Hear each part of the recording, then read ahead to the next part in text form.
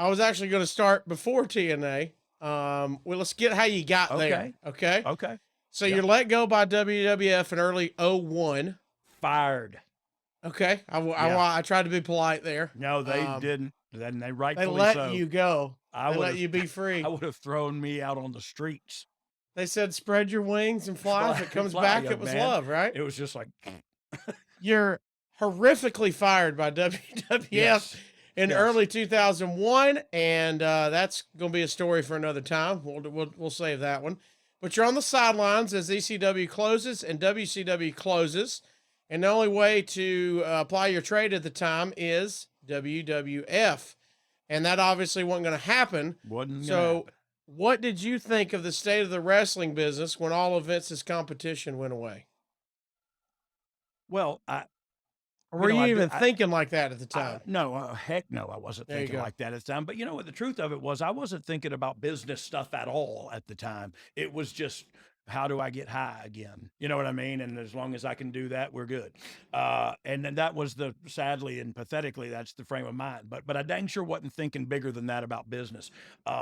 So I was just like, oh, they fired me. Well, how much money do I have in the bank? How long can I live? I need to start doing some indies. And so I just, you just kind of go on, especially if you're in active addiction. You just got to do what you got to do to continue living the way you think you have to continue living, but you don't. So you really just got to keep the lights on and stay high. And that's where my mind was at the time. And look, that's all. I try to cover this every time. Like, that's a pathetic existence and it's not necessary. But I didn't know that at the time. I know that now. And they say hindsight's 2020. Sorry, I butchered Randy Travis's song because I was rushed and I can't breathe in here. It's not the right acoustics. Right. You need some soundproofing, I think. Cut down the echo.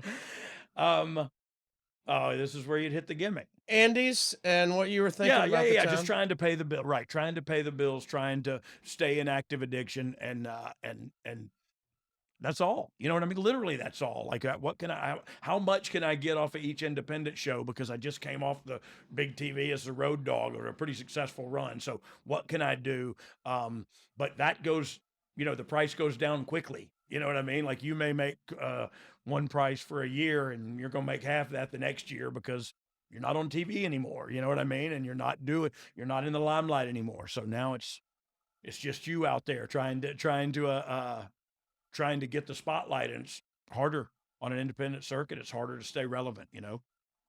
Let's talk about Indies. I don't want to go too far into it. We'll probably hit that in the future as well. But we're talking 20 years ago, Indy. The scene has changed definitely in 20 Yes. years on the independent circuit. But I would imagine for somebody fighting demons, indie circuit, probably not the best place to regroup. Horrible. They're horrible probably place. making it actually worse. Yeah, for sure. And Yeah. look, it's because you go to some of these towns that and you see some people that you wouldn't normally see because it's a littler venue, it's a smaller town. So my point is, you come in close contact with people when you do the indie circuit. And I mean, you may ride with somebody you don't know, but they all know because my reputation preceded me, and so they all knew. And so if they wanted to be friends with the road dog, they would bring me some Scooby snacks. You know what I'm saying? Mhm. And so that for me at the time, that was the best thing ever. I know when I go to Chicago,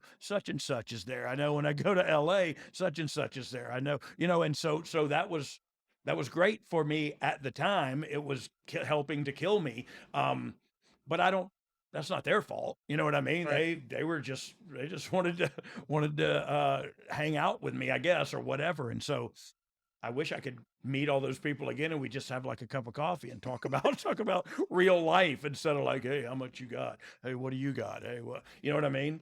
Like How a real connection instead of a drug deal.